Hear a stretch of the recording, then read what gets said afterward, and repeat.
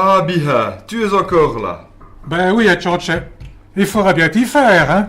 Mais aujourd'hui, c'est qui présente la pièce? Eh ben, c'est Kiki.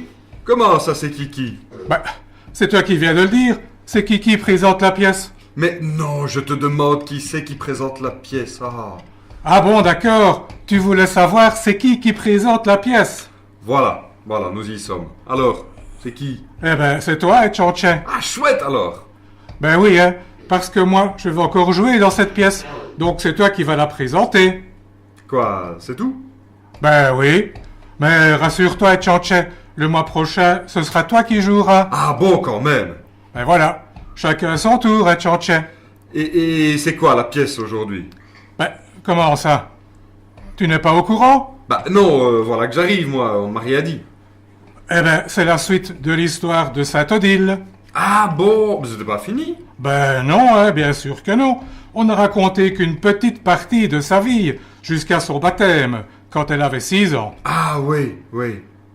Et qu'est-ce qui s'est passé alors? Qu'est-ce qui s'est passé? Je ne sais plus, moi. C'est toi qui jouais dans cette pièce.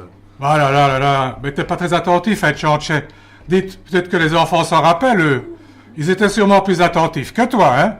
Vous vous rappelez, vous les enfants, ce qui s'est passé quand la petite Odile a été baptisée? Qu'est-ce qui s'est passé? Ah, voilà. Tu vois, Tchonche, les enfants, au moins, eux, ils écoutaient, hein? Voilà, elle était née aveugle. Et quand elle a reçu le baptême, c'est un grand miracle, eh bien, elle a retrouvé la vue. Oui, je me rappelle bien maintenant, oui.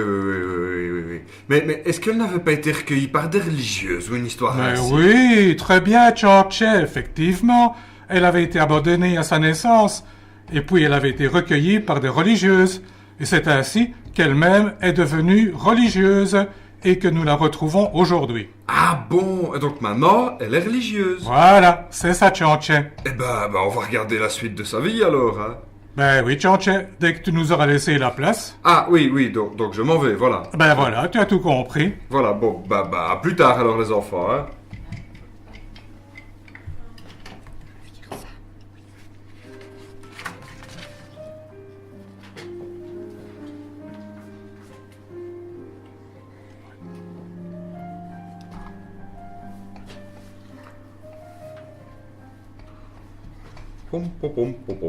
Bien le bonjour, maître Meunier. Ah, bonjour bien, comment allez-vous? Très bien, maître Meunier, et vous-même? Ah, très bien aussi, mon cher. Ah, il faut dire que les affaires ont repris maintenant. Ah, c'est entre autres grâce aux religieuses qui se sont installées au Hohenburg. Ah bon? Et pourtant, elles vivent tellement pauvrement que ce n'est sûrement pas elles qui achètent votre farine. Ah, c'est bien vrai, nous sommes d'accord. Mais leur présence ici a amené beaucoup de gens à venir s'installer dans les environs. Et grâce à ça, le nombre de mes clients ne cesse d'augmenter. Ah, ben j'en suis ravi pour vous, maître Meunier. Et dites-moi bien, comment va notre petite Odile? Petite. Elle a quand même 15 ans maintenant. Ah, c'est vrai, comme le temps passe. Ainsi, ça fait déjà 15 ans qu'elle a été recueillie par les sœurs. Eh oui, mon cher, 10 ans déjà. Elle nous manque beaucoup, vous savez, mais nous sommes heureux de savoir qu'elle a été si bien accueillie par les sœurs. Et d'avoir régulièrement de ses nouvelles, grâce à vous, mon cher bien. Eh oui, ça, on peut dire qu'elle a trouvé sa voie depuis qu'elle est entrée au couvent. Et cet hôpital que les sœurs ont fait construire, il paraît que c'est elle qui s'en occupe? Ah oui, en effet. Elle avait demandé à la mère supérieure de faire construire cet hôpital pour les pauvres de la région. Mais heureusement, elle n'est pas seule à y travailler. Mais elle s'y donne tellement que je suis même parfois un peu inquiet pour sa santé. Car, comme vous le savez bien, j'ai promis à sa mère de veiller sur elle. Bien sûr, mais elle est grande à présent. Maintenant, c'est aux religieuses de veiller sur elle. Ah, si vous voyez tous les sacrifices qu'elle s'impose, c'est incroyable pour un enfant de son âge. Elle ne mange que quelques vieilles croûtes de pain séché, elle dort à peine quelques heures la nuit, et elle passe tout le reste de son temps à prier. Elle dit que c'est si peu par rapport à ce que Jésus a souffert pour nous rouvrir les portes du ciel. Eh bien, on raconte sur elle des choses vraiment extraordinaires.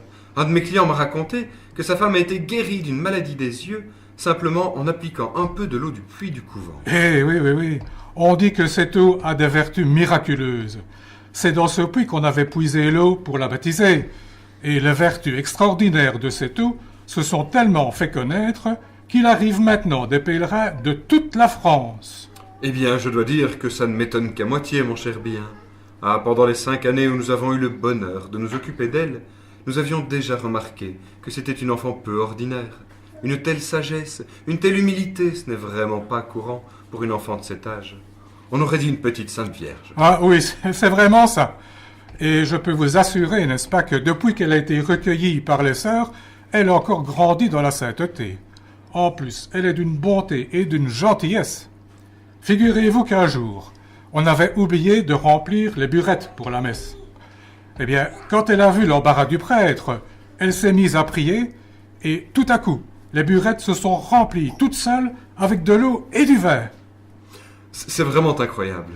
Et pourtant, je vous assure, c'est la stricte vérité. Hein. J'y étais, je l'ai vu de mes propres yeux.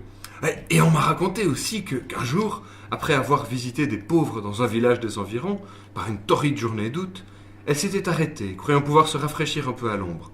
Mais, comme elle n'en avait pas trouvé, on dit qu'un ange est descendu du ciel et a planté en terre 3 branches de tilleul, qui, en 10 secondes, sont devenus des arbres pour lui permettre de s'abriter. Ah oui.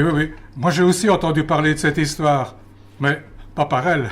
Elle est d'une telle discrétion, ce n'est pas son habitude de parler d'elle, et surtout pas de se vanter de ce qui lui arrive. Eh oui, c'est déjà vraiment une petite sainte, admirée et aimée par tout le monde.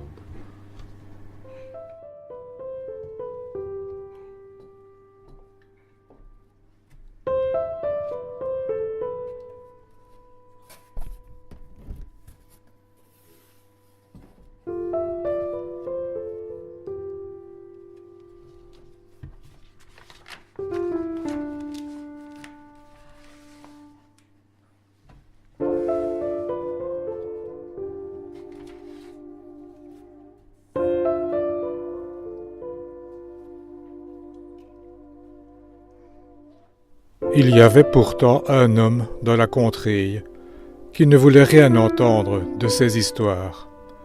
C'est Adalric, le terrible duc. De plusieurs côtés, on était venu lui parler de la petite sainte du couvent, et qu'il se pourrait bien que ce soit sa propre fille, l'enfant aveugle, qui l'avait rejetée. On lui conseillait d'aller la voir au couvent, mais chaque fois qu'on lui en parlait, il se mettait en colère et menaçait ceux qui voulaient lui en parler.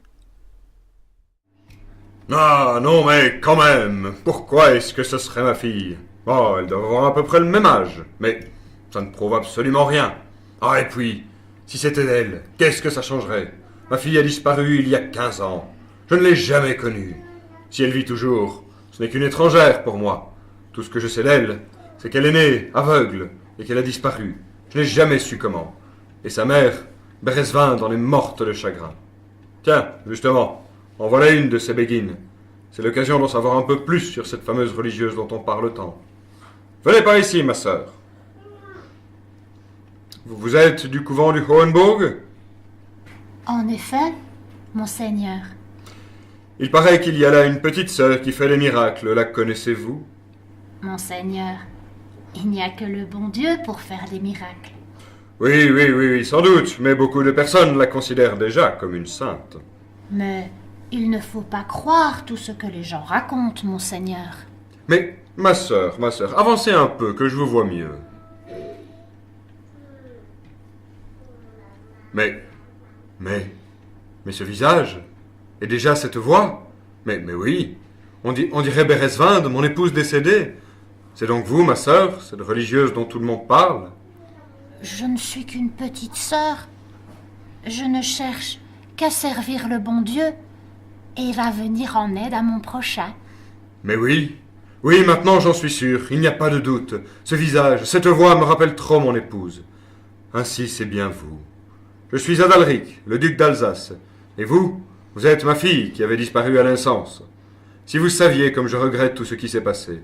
Et mon épouse, Beresvinde, comme vous lui avez manqué, elle en est morte de chagrin. Venez, suivez-moi au château. Nous ferons connaissance. Monseigneur, je ne peux pas quitter le couvent. La mère supérieure m'a autorisé seulement pour porter du pain à nos pauvres. Je ne peux pas vous accompagner au château. Eh bien, si c'est ainsi, ce n'est que partie remise. Je vais aller trouver votre mère supérieure. J'arriverai bien à la convaincre de vous laisser revenir au château. À très bientôt, ma fille.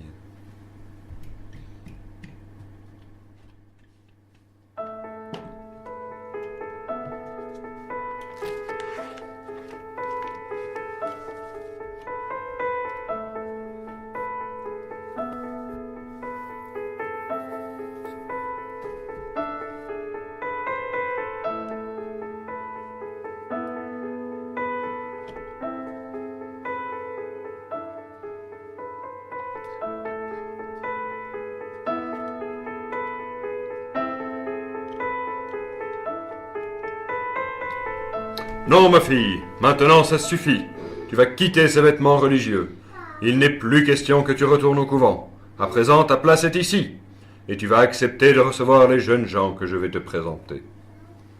Mais père, je ne veux pas me marier. Je veux retourner au couvent et rejoindre mes sœurs. C'est là qu'est ma vie. Et je veux la passer à prier Dieu et à aider mon prochain. Odile, il n'en est pas question. Maintenant que je t'ai retrouvé, tu vas épouser le mari que je t'aurai choisi et qui sera amené à me succéder.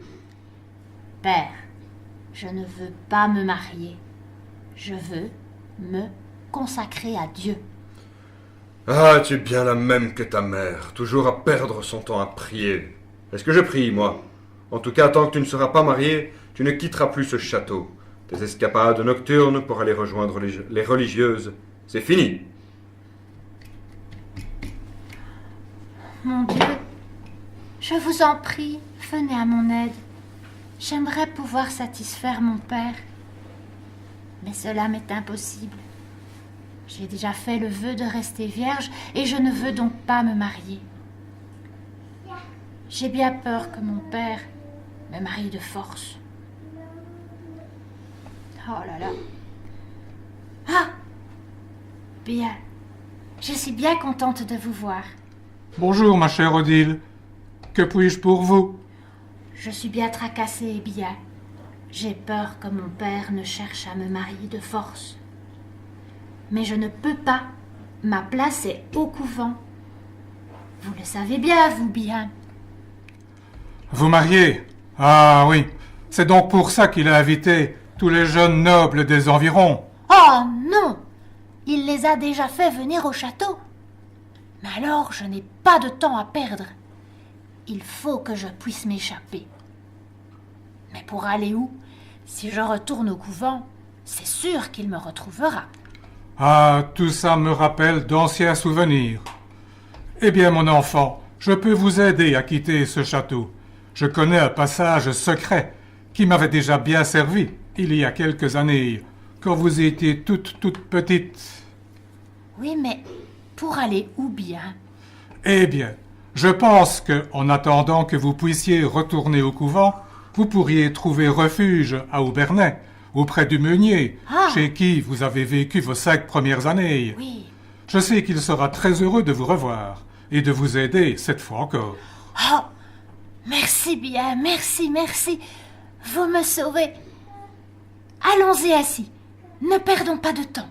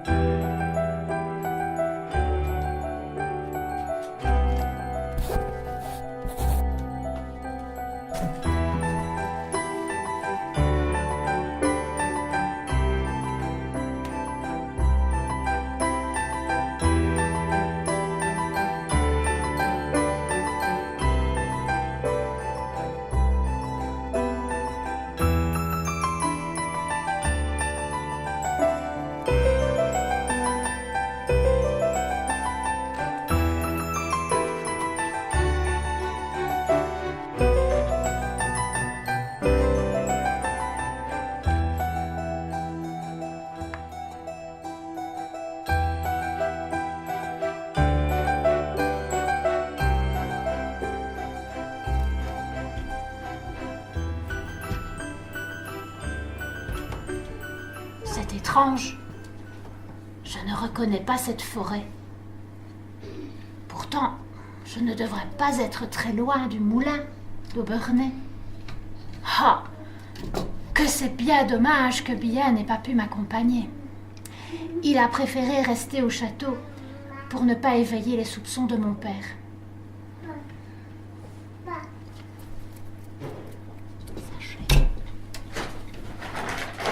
Ah, j'entends du bruit. C'est peut-être pu se libérer. Mais non, c'est tout un vacarme. Ça ne peut être que les gardes que mon père a envoyés à ma poursuite. Là, cette religieuse, et c'est sûrement elle. Dépêchez-vous, il faut l'empêcher de s'échapper. Mon Dieu, venez à mon aide, protégez-moi. Ah, cette fois, nous la tenons, avec ces rochers là Mon derrière. Dieu, je vous en prie. Elle ne pourra pas s'enfuir. Dieu, viens à mon aide. Seigneur, à notre secours. Je lève les yeux vers les montagnes. D'où le Seigneur secours me viendra-t-il? Le secours me viendra du Seigneur, lui qui a fait le ciel et la terre. Mais qu'est-ce que ça veut dire? Le rocher? Mon Dieu, il s'est ouvert. Vite!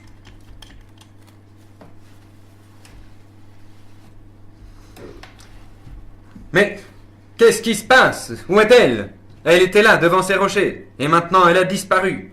Ah, c'est comme si ces rochers s'étaient ouverts pour la laisser passer. Et pourtant, il n'y a aucun passage. Pas même une fente entre les rochers. Ah, le duc Aldaric ne voudra jamais nous croire quand nous allons lui raconter ça. Oh, heureusement que tu as été témoin du miracle, hein, toi aussi. Bon, bah rentrons au château, hein. Nous n'avons plus rien à faire ici.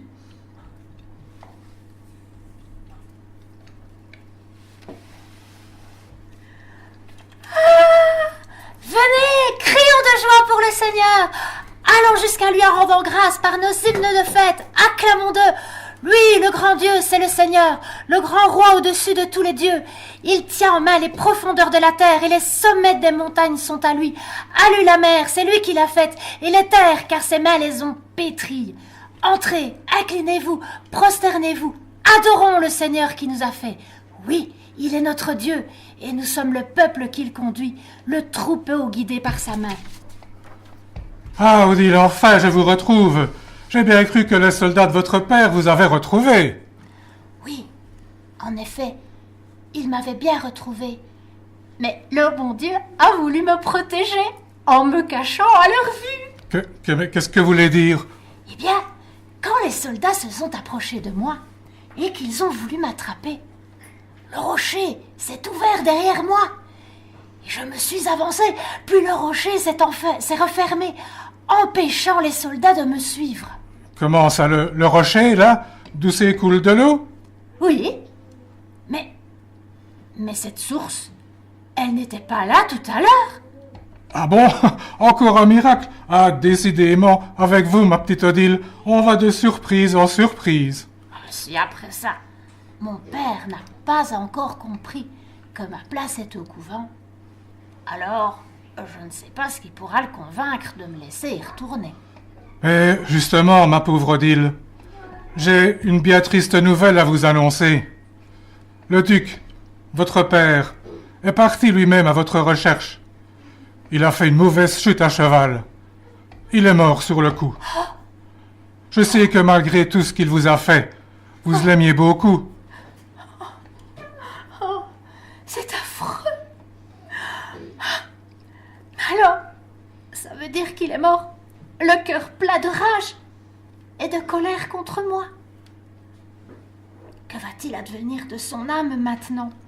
Oh ben, vous savez, il a bien mérité ce qui lui est arrivé. Oh bien, vous ne pouvez pas parler comme ça. C'est mon père quand même. Même s'il a eu des torts, nous devons tout faire pour essayer de sauver son âme. Oui, ben oui, vous avez raison, évidemment, chère sœur Odile. Il nous faut prier pour son salut éternel et faire des sacrifices espérant que le bon Dieu aura pitié de son âme. Vers toi, Seigneur, j'élève mon âme, Rappelle-toi, Seigneur, de ta tendresse, ton amour qui est de toujours. Oublie les révoltes et les péchés de ma jeunesse. Dans ton amour, ne m'oublie pas. À cause de ton nom, Seigneur, pardonne ma faute, elle est grande. Garde mon âme, délivre-moi, je m'abrite en toi. Épargne-moi la honte. Gloire au Père, au Fils et au Saint-Esprit, au Dieu qui est, qui était et qui vient. Grâce à toi, Odile, et parce qu'il t'aime, le Seigneur a fait grâce à ton Père. Réjouis-toi, il est sauvé. Seigneur, merci. Vous avez entendu ça bien? Il est sauvé. Merci mon Dieu. Merci de tout mon cœur. Eh bien voilà, tout est bien qui finit bien alors, ma chère Odile. Votre père est sauvé, et vous allez pouvoir retrouver vos chères sœurs au couvent. Oh oui bien. Vous voyez, quand on a confiance en Dieu, les choses finissent par s'arranger. Ben oui, et quant à moi, le duc étant mort, me voici à nouveau au chômage. Aïe, aïe, aïe, aïe, aïe. Enfin, de toute façon, je vais vous raccompagner jusqu'au couvent. On ne sait jamais. Peut-être que les sœurs auront à nouveau besoin de quelqu'un pour s'occuper de leurs petits travaux. Allez, eh bien, au revoir les enfants, à bientôt, et soyez bien sages, n'est-ce pas? Au revoir. Au revoir.